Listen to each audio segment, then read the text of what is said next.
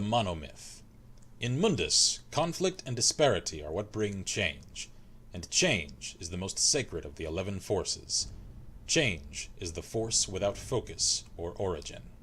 Oegnither Taharite, Order of Siege. Simply put, the schism in the human Aldmeri worldview is the mortal's relationship to the divine. Humans take the humble path that they were created by the immortal forces, while the Aldmer claim descent from them. It doesn't seem like much, but it is a distinction that colors the rest of their diverging mythologies. All Tamrielic religions begin the same. Man or Mer, things begin with the dualism of Anu and his other. These twin forces go by many names: Anu Padome, Anuiel Sithis, Ak-El, Satak Ak-El, is not. Anuiel is the everlasting, ineffable light. Sithis is the corrupting, inexpressible action. In the middle is the grey maybe, Nirn in the Aelnifex. In most cultures, Anuiel is honored for his part of the interplay that creates the world, but Sithis is held in highest esteem because he's the one that causes the reaction. Sithis is thus the original creator, an entity who intrinsically causes change without design. Even the Hist acknowledge this being. Anuiel is also perceived of as order as opposed to the Sithis chaos. Perhaps it is easier for mortals to envision change than perfect stasis, for often Anuiel is relegated to the mythic background of Sithis' fancies.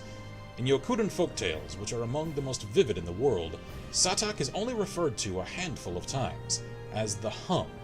He is a force so prevalent as to be not really there at all. In any case, from these two beings spring the Et'ada, or original spirits. To humans, these Et'ada are the gods and demons. To the Aldmer, the Aedra, Daedra, or the ancestors.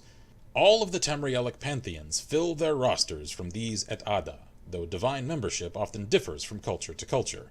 Like Anu and Padme, though, every one of these pantheons contains the archetypes of the Dragon God and the Missing God. The Dragon God and the Missing God. The Dragon God is always related to time, and is universally revered as the first god. He is often called Akatosh, whose perch from eternity allowed the day. He is the central god of the Cyrodiilic Empire. The Missing God is always related to the mortal plane, and is a key figure in the human Aldmeri schism. The missing refers to either his palpable absence from the pantheon, another mental distress that is interpreted a variety of ways, or the removal of his divine spark by the other immortals. He is often called Lorcan, and his epitaphs are many, equally damnable and devout. Note that Tamriel and the mortal plane do not exist yet. The Grey Maybe is still the playground of the original spirits. Some are more bound to Anu's light, others to the unknowable void. Their constant flux and interplay increase their number, and their personalities take long to congeal. When Akatosh forms, time begins, and it becomes easier for some spirits to realize themselves as beings with a past and a future. The strongest of the recognizable spirits crystallize: Mephala, Arche, Ifre, Magnus, Ruptga, etc., etc. Others remain as concepts, ideas, or emotions. One of the strongest of these, a barely formed urge that the others call Lorcan, details a plan to create Mundus, the mortal plane. Humans, with the exception of the Redguards, see this act as a divine mercy, an enlightenment whereby lesser creatures can reach immortality. Aldmer, with the exception of the Dark Elves, see this act as a cruel deception, a trick that sundered their connection to the spirit plane. The Myth of Arbus. Subtitled The Sigic Compensation, Mythic Arbus was an attempt by Artaeum apologists to explain the basics of Aldmeri religion to Uriel V in the early glorious part of his reign. It quietly avoided any blame or bias against the Lorcan concept, which was still held in esteem by the Cyrodiils as Shezar, the missing sibling of the divines. Despite this, the Sigilli still give a nice summary of the elder view, and it will serve our purpose here. This version comes from the archives of the Imperial Seminary from the handwritten notes of an unknown scribe. Mythic Arbus exists, and has existed from time without measure, as a fanciful, unnatural realm. Arbus is used to connote the imperceptible penumbra, the grey center between the is-not of Anu and Padme. It contains the multitude realms of Aetherius and Oblivion, as well as other less structured forms. The magical beings of mythic Arbus live for a long time and have complex narrative lives, creating the patterns of myth. These are spirits made from bits of the immortal polarity. The first of these was Akatosh, the Time Dragon, whose formation made it easier for other spirits to structure themselves. Gods and demons form and reform and procreate. Finally, the magical beings of mythic Arbus told the ultimate story, that of their own death. For some, this was an artistic transfiguration into the concrete, non-magical substance of the world. For others, this was a war in which all were slain, their bodies becoming the substance of the world. For yet others, this was a romantic marriage and parenthood, with the parent spirits naturally having to die and give way to the succeeding mortal races. The agent of this communal decision was Lorcan, whom most early myths vilify as a trickster or deceiver.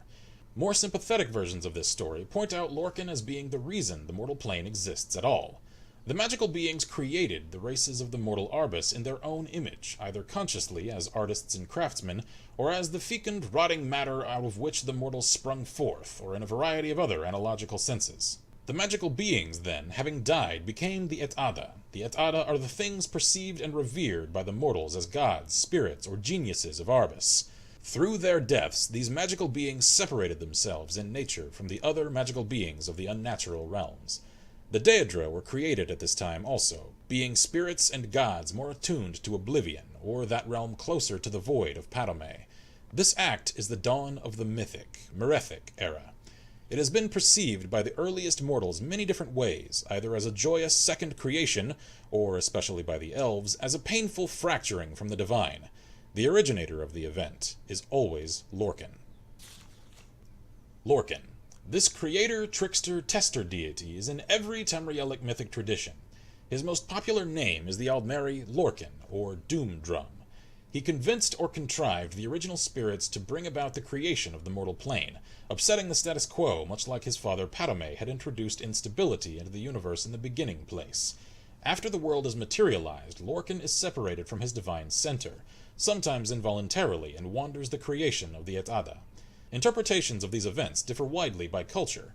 Below are some of the better known. Yokuden Satakal the Worldskin. Satak was first serpent, the snake who came before, and all the worlds to come rested in the glimmer of its scales. But it was so big there was nothing but, and thus it was coiled around and around itself, and the worlds to come slid across each other, but none had room to breathe or even be. And so the worlds called to something to save them, to let them out, but of course there was nothing outside the first serpent, so aid had to come from inside it. This was Akel, the hungry stomach. Akel made itself known, and Satak could only think about what it was, and it was the best hunger, so it ate and ate. Soon there was enough room to live in the worlds, and things began. These things were new, and they often made mistakes, for there was hardly time to practice being things before. So most things ended quickly, or were not good, or gave up on themselves. Some things were about to start, but they were eaten up as Satak got to that part of its body. This was a violent time. Pretty soon, Akel caused Satak to bite its own heart, and that was the end. The hunger, though, refused to stop, even in death, and so the first serpent shed its skin to begin anew. As the old world died, Satakal began, and when things realized this pattern, so did they realize what their part in it was. They began to take names, like Riptga or Tuahaka, and they strode about looking for their kin. As Satakal ate itself over and over, the strongest spirits learned to bypass the cycle by moving at strange angles. They called this process the walkabout, a way of striding between the world skins. Riptga was so big that he was able to place the stars in the sky so that their weaker spirits might find their way easier. This practice became so easy for the spirits that it became a place, called the Far Shores, a time of waiting until the next skin. Riptga was able to sire many children through the cycles, and so he became known as the Tall Papa. He continued to place stars to map out the void for others, but after so many cycles there were almost too many spirits to help out. He made himself a helper from the detritus of past skins, and this was Sep, or Second Serpent. Sep had much of the hungry stomach still left in him, multiple hungers for multiple skins. He was so hungry he could not think straight. Sometimes he would just eat the spirits he was supposed to help, but Tall Papa would always reach in and take them back out. Finally, tired of helping Tall Papa, Sep went and gathered the rest of the old skins and balled them up, tricking spirits to help him, promising them this was how you reached the new world, by making one out of the old. These spirits loved this way of living, as it was easier. No more jumping from place to place. Many spirits joined in, believing this was good thinking. Tall Papa just shook his head. Pretty soon, the spirits on the skin ball started to die, because they were very far from the real world of Sadakal, and they found that it was too far to jump into the far shores now. The spirits that were left pleaded with Tall Papa to take them back, but Grim Riptgo would not, and he told the spirits that they must learn new ways to follow the stars to the far shores now. If they could not, then they must live on through their children, which was not the same as before. Sep, however, needed more punishment, and so Tall Papa squashed the snake with a big stick. The hunger fell out of Sep's dead mouth and was the only thing left of the second serpent. While the rest of the new world was allowed to strive back to godhood, Sep could only slink around in a dead skin, or swim about in the sky, a hungry void that jealously tried to eat the stars. Cyrodiilic Shezar's Song. This was a new thing that Shezar described to the gods, becoming mothers and fathers, being responsible and making great sacrifices, with no guarantee of success. But Shezar spoke beautifully to them and moved them beyond mystery and tears. Thus the Aedra gave free birth to the world, the beasts, the beings, making these things from parts of themselves. This free birth was very painful, and afterwards the Aedra were no longer young and strong, and powerful as they had been from the beginning of days. Some Aedra were disappointed and bitter in their loss, and angry with Shezar and with all creation, for they felt Shezar had lied and tricked them.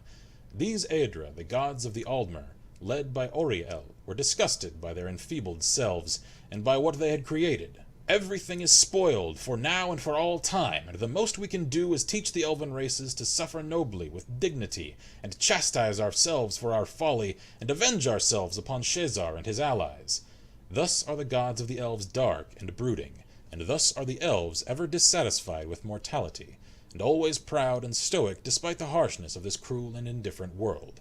Other Aedra looked upon creation and were well pleased. These Aedra, the gods of men and beast folk, led by Akatosh, praised and cherished their wards, the mortal races.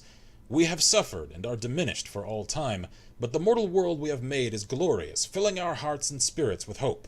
Let us teach the mortal races to live well, to cherish beauty and honor, and to love one another as we love them. Thus are the gods of men tender and patient, and thus are men and beast folk great in heart for joy or suffering, and ambitious for greater wisdom and a better world.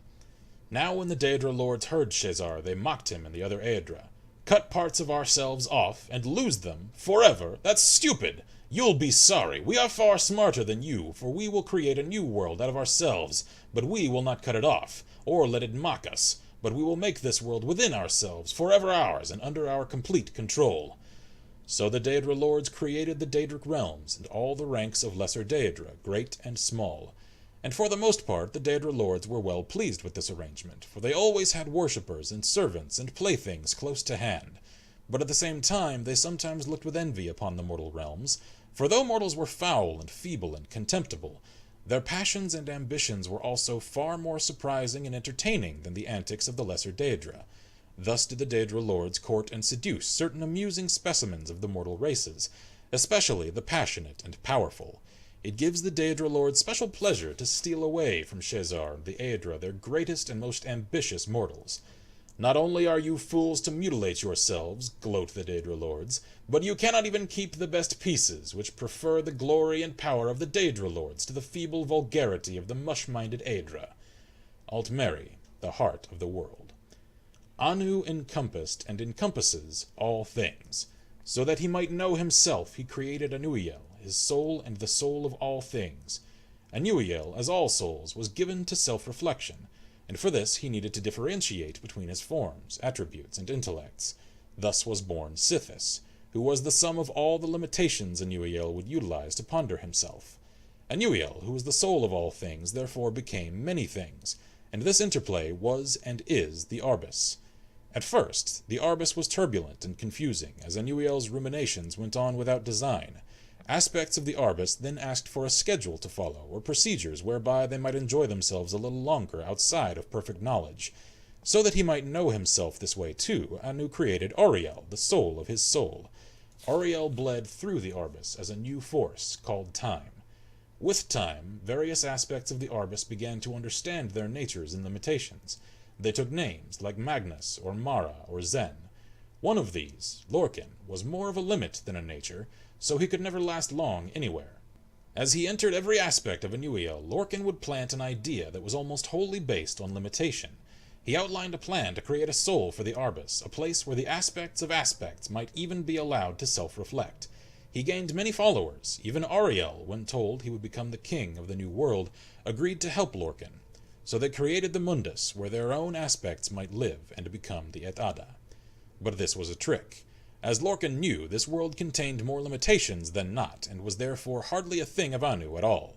Mundus was the house of Sithis, and their aspects began to die off. Many of the Et Ada vanished completely. Some escaped, like Magnus, and that is why there are no limitations to magic. Others, like Ifre, transformed themselves into the Elnafey, the Earthbones, so that the whole world might not die. Some had to marry and make children just to last. Each generation was weaker than the last, and soon there were Aldmer. Darkness caved in. Lorcan made armies out of the weakest souls and named them men, and they brought Sithis into every quarter. Auriel pleaded with Anu to take them back, but he had already filled their places with something else. But his soul was gentler, and granted Auriel his bow and shield, so that he might save the Aldmer from the hordes of men. Some had already fallen, like the Chimer, who listened to tainted Et Ada, and others, like the Bosmer, had soiled Time's line by taking mannish wives. Auriel could not save Altmora, the Elderwood, and it was lost to men. They were chased south and east to old Elnafey, and Lorcan was close behind. He shattered that land into many. Finally, Trinimac, Auriel's greatest knight, knocked Lorcan down in front of his army and reached in with more than hands to take his heart. He was undone.